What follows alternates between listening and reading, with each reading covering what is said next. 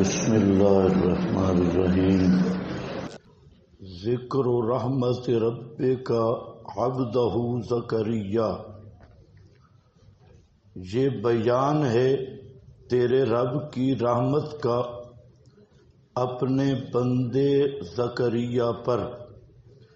اذ نادا ربہ نداء خفیہ، جب پکارا اپنے رب کو نداء خفیہ، پکارنا آہستہ۔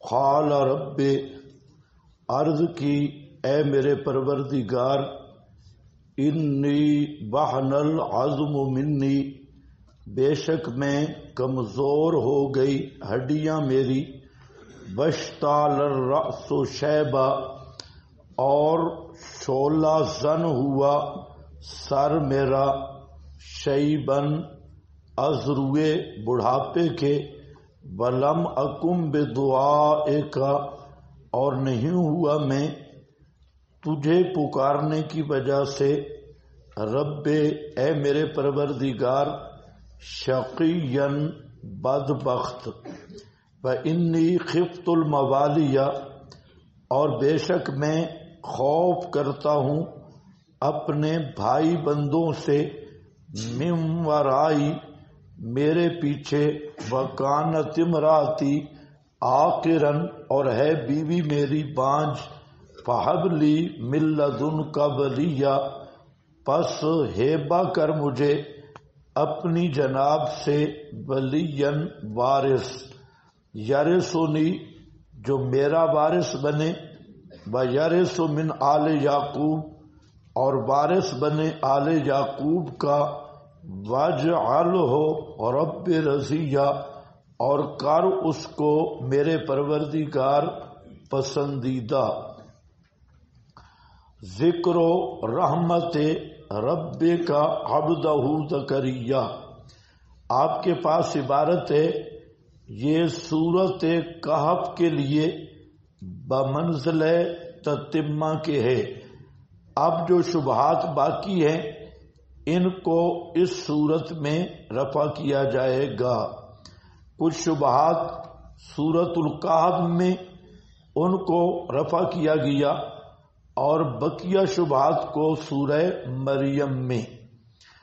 ذکر رحمت ربک عبدہ زکریا، یہ بیان ہے تیرے رب کی رحمت کا، عبدہ، جو اپنے بندہ خاص زکریا، حضرت زکریا پر ہوئی۔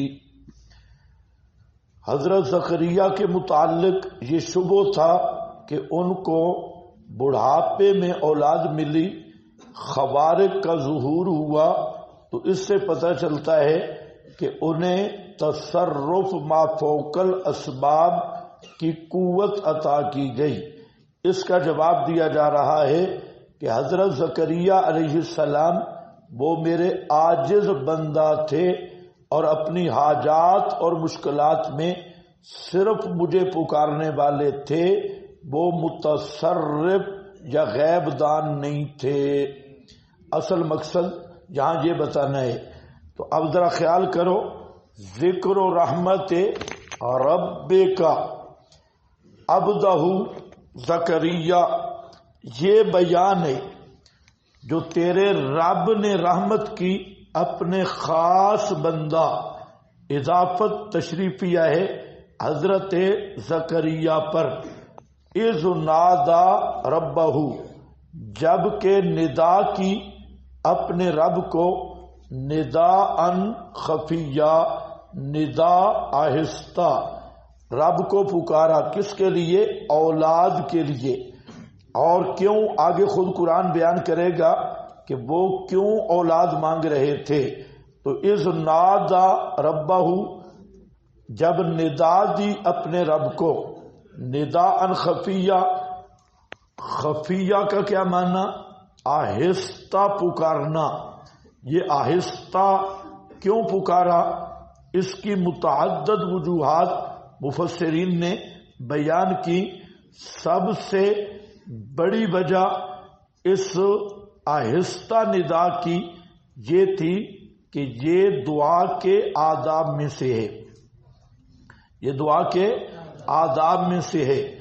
ادب دعا ہے جہر بالدعا، دعا کو جہرن کرنا یہ خلاف ادب ہے، اور دعا کو آہستہ کرنا، خفیہ کرنا، یہ کیا ہے؟ ادب دعا۔ سمجھ رہے میری بات؟ ہاں اچھی طرح سمجھو۔ آپ کے پاس عبارت ہوگی وَلَقَدْ رَأَى حُسْنَ الْأَدَبِ فِي إِخْفَاءِ دُعَائِهِ، حضرت زکریا نے حسن ادب کا لحاظ کیا اپنی دعا میں، فَإِنَّهُ مَا كَوْنِهِ بِالنِّسْبَةِ إِلَيْهِ، کہ یہ ساتھ ہونا اس کا بالنسبت الیہ کل جہر ادخل فی الاخلاص وابعد من الریاء، یہ اللہ تعالی کی نسبت کیا ہے؟ جہر سے زیادہ اس میں اخلاص ہے اور ریاکاری سے زیادہ اس میں دوری ہے۔ باقرب الی الاخلاص، سمجھ گئے میری بات؟ تو یہ پہلا بات کیا ہے؟ ادب دعائے۔ اس انشاءاللہ بات آ رہی ہے آمین بالجہر پر، وہاں پر بات ہوگی کہ آمین دعائے، اور دعا کا جو ادب ہے وہ کیا ہے؟ آہستہ مانگنا ہے، نہ کہ جہر۔ یہ جو غیر مقلدین نے مسجد میں شور ڈالا ہوتا ہے تو یہ ادب کے خلاف ہے۔ سمجھ گئے میری بات؟ ہاں آپ میرا خیال ہے چھٹی کے بعد سست ہو کے آئے۔ ہاں بھائی، تو دوسری وجہ ان لائمۃ الناس علی طلب الولد لتوقفہ، تو فرماتے ہیں کہ دوسری وجہ یہ بھی ساتھ ہے کہ حضرت زکریا جس عمر میں بیٹے کی دعا مانگ رہے تھے تو لوگوں کی ملامت سے بچنا۔ لوگ کہیں گے بوڑھا اب مانگ رہا ہے، بیٹے کی دعا جب موسم ہی گزر گیا۔ تو دوسری وجہ یہ بھی تھی کہ کوئی اس دعا کو سنے ہی نہیں۔ تو اصل وجہ وہ پہلی ہے، یہ آپ کے پاس ابو سعود ہے اور روح المعانی کا حوالہ ہے۔ اسی طرح اگلا حوالہ ہے مظہری، قاضی ثناء اللہ پانی پتی رحمہ اللہ، جو نقش بندی بزرگ ہیں اور حضرت شاہ ولی اللہ رحمہ اللہ کے شاگرد ہیں، شاہ عبد العزیز محدث دہلوی رحمت اللہ علیہ کے یہ ہم جماعت ہیں۔ ہم سبق فرماتے ہیں خفین سرن فی جوف اللیل، رات میں حضرت زکریا نے دعا کی آہستہ، کیوں؟ لأن الذکر والدعاء سرا اکثر اخلاصا، اس میں اخلاص زیادہ ہے آہستہ دعا کرنے میں، والاخفاء سنت الدعاء، اور اخفاء جو ہے مخفی دعا کرنا یہ سنت الدعاء، یہ دعا کی سنت ہے۔ سمجھ گئے؟ یہ کیا ہے؟ سنت الدعاء۔ اسی طرح امام قرطبی رحمت اللہ علیہ وہ بھی فرماتے ہیں کہ المستحب من الدعاء الاخفاء، دعا میں مستحب ہے آہستہ مانگنا، جیسے سورۃ الاعراف میں گزرا ہے وَهَذِهِ الْآيَةُ نَصٌّ فِي ذَلِكَ، یہ آیت اس باب میں نص ہے، لِأَنَّهُ سُبْحَانَهُ أَثْنَى بِذَلِكَ عَلَى زَكَرِيَّا، اس لیے کہ اللہ نے آہستہ دعا کرنے پر حضرت زکریا کی تعریف بیان کی۔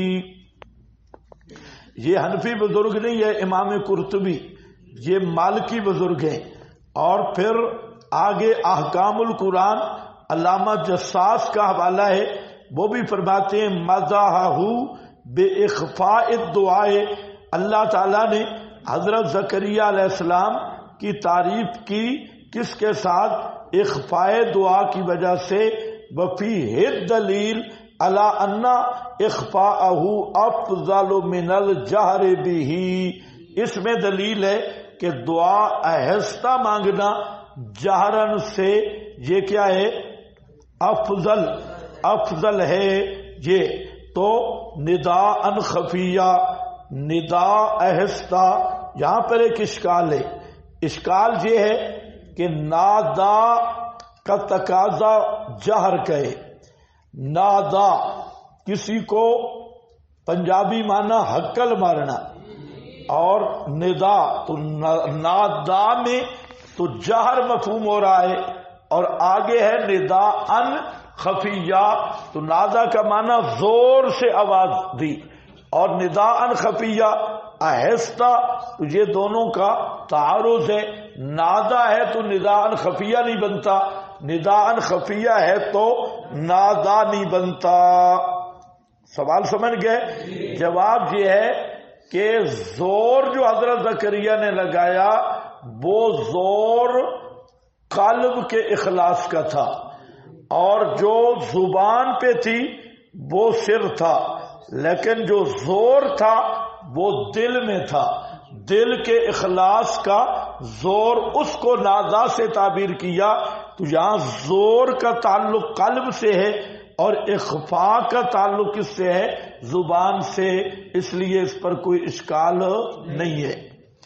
دعا کا طریقہ بھی یہی ہے کہ دل سے زور لگائے، اور دل سے زور کیا ہوتا ہے؟ اخلاص. اسی کو زاری کہتی ہیں، اسی کو تضرع اصل میں زر کہتے ہیں. جب گائے کا دودھ نکالیں اس کے تھن پورے زور کے ساتھ اور طریقے کے ساتھ ان کو کھینچا جاتا ہے، تو یہ ہے زاریاں کرنا، تضرع کرنا. اور تضرع میں زور ہوتا ہے قلب سے، اندر سے زور ہے، زبان پہ اخفاء. نداء خفیہ قال رب، یہ تفسیر ندا ہے. کیا ندا تھی؟ قال رب، عرض کی میرے پروردگار، انی وہن العظم منی، انی بے شک میں. اب یہاں پر چند معنی آئیں گے. پہلا معنی لکھا ہے آپ کے پاس کہ میں جو دعا کر رہا ہوں اس مطلوب میں معنی بہت ہیں، لیکن تو ان موانے کا پابند نہیں ہے، تیری رحمت ان موانے کی پابند نہیں. پہلا معنی یہ ہے وہن العظم منی، بے شک میں کمزور ہو گئی. العظم ہڈیاں کا ذکر ہے. جب ہڈیاں کمزور ہو جائیں پورا وجود کمزور ہو جاتا ہے. یہ شدت بڑھاپے سے کنایا ہے. جب آدمی کے پٹھے اور ہڈیاں کمزور ہو جائیں تو بالکل بوڑھا ہو جاتا ہے. گوشت کمزور ہونے سے آدمی بوڑھا نہیں ہوتا، گوشت دوبارہ بھی بن سکتا ہے. یہاں کیا کہتے ہیں؟ وہن العظم منی، بے شک کمزور ہو گئی، بے شک میں کمزور ہو گئی ہڈیاں میری، منی مجھ سے. واشتعل الراس شیبا، ذوف دوم. پہلا ذوف کیا ہے؟ ہڈیاں کمزور ہو گئی، اور دوسرا ذوف ہے کہ میرا سر شعلے مار رہا ہے، یعنی بالکل سفید ہو گیا، سر بالکل سفید ہو گیا. بڑھاپے کی وجہ سے سر شعلے مار رہا ہے، یعنی بالکل سفید ہو گیا. ایک عبارت ساتھ ملانی ہے. سو اس حالت کا مقتضی تو عدم درخواست ہے، اس حالت کا مقتضی تو عدم درخواست ہے. لیکن پھر بھی میں مانگ رہا ہوں. تو یہ دوسرا معنی تھا وَلَمْ أَكُمْ بِدُعَائِكَ رَبِّ شَقِيًّا. وَلَمْ أَكُنْ، اور نہیں ہوا میں، بے دعائے کا. یہاں دو معنی ہیں. بے دعائے کا پہلا معنی نہیں ہوا میں تجھ سے مانگ کر، رب اے میرے پروردگار، شقیان کبھی نامراد، کبھی نامراد نہیں ہوا۔ کیا مطلب؟ یہ رحمت سابقہ کا وسیلہ ہے۔ کیا اللہ جب بھی میں نے تجھ سے مانگا ہے تو نے کبھی خالی جھولی واپس نہیں کیا؟ جب بھی تجھ سے مانگا ہے کبھی تو نے خالی جھولی واپس نہیں کیا۔ جیسے پہلے کبھی خالی جھولی واپس نہیں کیا اور تو رحمت کرتا رہا، اب بھی تو رحمت کر دے، اب بھی تو رحمت کر دے۔ جیسے کوئی بادشاہ کے دروازے پہ جائے اور وہ کیا کہتا ہے؟ چندہ لینے والوں کو زیادہ تجربہ ہوتا ہے، وہ کہتا ہے حضرت جی آپ نے پچھلے سال بھی چندہ دیا تھا، پہلے بھی چندہ دیا تھا، اب بھی چندہ دے۔ ایک انداز ہوتا ہے۔ تو جہاں حضرت زکریا کس کا وسیلہ پیش کر رہے ہیں؟ رحمت سابقہ۔ اب تک جب بھی تیرے سامنے میں نے ہاتھ پھیلائے اور تجھے پکارا ہے، کبھی تو نے مجھے خالی جھولی واپس نہیں کیا۔ جب پہلے کبھی خالی جھولی واپس نہیں کیا تو اب بھی خالی واپس مت کر۔ سمجھ گئے ہو؟ یہ پہلا معنی ہے۔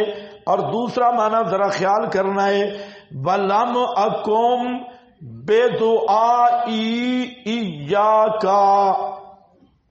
کیا معنی ہے؟ لم اکم بِدُعَائِي إِيَّاكَ، اے میرے پروردگار نہیں ہوا میں تجھ ہی کو پکارنے کی وجہ سے بدبخت، تجھ ہی کو پکارنے کی وجہ سے بدبخت نہیں ہوا۔ بدبخت وہ ہے جو تیرا دروازہ چھوڑ کے کسی اور کو پکارے، بدبخت وہ ہے جو تیرا دروازہ چھوڑ کے کسی اور کو پکارنے لگ جائے۔ لم اکم بے دعا کا رب شقیا، نہیں ہوا میں میرے پروردگار۔ بے دعائے کا معنی کیا ہے؟ بے دعائی کا، میرا تجھے پکارنا اس وجہ سے میں بدبخت نہیں ہوں۔ بدبخت وہ ہیں، حضرت نیلوی شاہ صاحب رحمت اللہ علیہ اسی معنی کو ترجیح دیتے، فرماتے بدبخت وہ ہیں جو تیرے علاوہ کسی اور کو پکارتے ہیں۔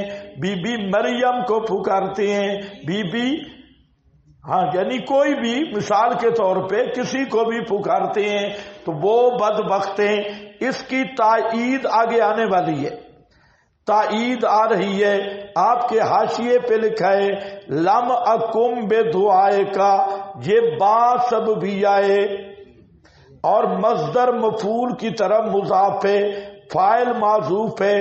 اصل میں تھا بے دعائی کا، یعنی میں اس وجہ سے بدبخت نہیں ہوں کہ صرف تجھ ایک ہی کو پکارتا ہوں۔ بدبخت وہ ہے جو تیرے سوا غیروں کو پکارتا ہے۔ سمجھ گئے میری بات؟ کتنے معنی ہیں؟ پہلا معنی ذرا اونچا بولو گے، پہلا معنی لم اکم، جب بھی تجھ سے مانگا ہے تو نے خالی جھولی واپس نہیں کیا، جب بھی مانگا ہے تو نے عطا کیا، اب کی بار بھی عطا کرنا۔ تجھے کیا ہوگا؟ حضرت زکریا کس کا وسیلہ پیش کر رہے ہیں؟ رحمت سابقہ۔ بولو رحمت سابقہ، پہلے جیسے رحمت کرتا رہا اب بھی رحمت کرنا، پہلے جیسے رحمت کرتا رہا، پہلی رحمت کا وسیلہ اور حوالہ پیش کر رہے ہیں۔ اور دوسرے معنی کے لحاظ سے حضرت زکریا توحید فی دعا کو وسیلہ پیش کر رہے ہیں۔ کس کو؟ توحید فی دعا کو وسیلہ پیش کر رہے ہیں کہ اللہ میں تجھے پکارنے والا ہوں، میں کسی اور کو پکارنے والا نہیں، اس وجہ سے تو مجھے بیٹا عطا کر دے۔ یہ سمجھو، یہ معنی بڑا اہم معنی ہے۔ اور لکھا ہے آپ کے پاس یہ ابو سعود اور روح المعانی کا حوالہ ہے، وَلَمْ أَكُمْ بِدُعَائِهِ إِيَّاكَ خَائِبًا فِي وَقْتٍ مِّنْ أَوْقَاتِ هَذَا الْعُمُرِ الطَّوِيلِ بَلْ كُلَّمَا دَعَوْتُكَ اسْتَجَبْتَ لِي۔ یہ پہلا معنی ہے، جب کبھی پکارا تو نے قبول کیا۔ آگے کیا ہے؟ ھذا تبسل منہ علیہ الصلاۃ، یہ تبسل ہے حضرت زکریا وسیلہ پیش کر رہے ہیں کس کے ساتھ؟ بما سلف منہ من الاستجابت عند کل دعوت، پہلے جو پوری دعائیں قبول ہوئیں انہی کا۔ وَلِذَلِكَ قِيلَ اذا اراد العبد، اسی لیے کہا گیا جب بندہ ارادہ کرے کہ اس کی دعا قبول ہو تو دعا مانگے اللہ سے، بما يناسبہ من اسمائہ و صفاتہ، کس کا وسیلہ پیش کرے گا؟ یا لسوڑی شاہ کا؟ صفات اسمائہ و صفاتہ، یہ ہماری بات نہیں، یہ کون بزرگ ہیں؟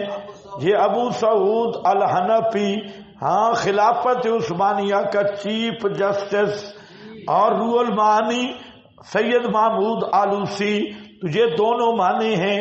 بلم اکم بدعائک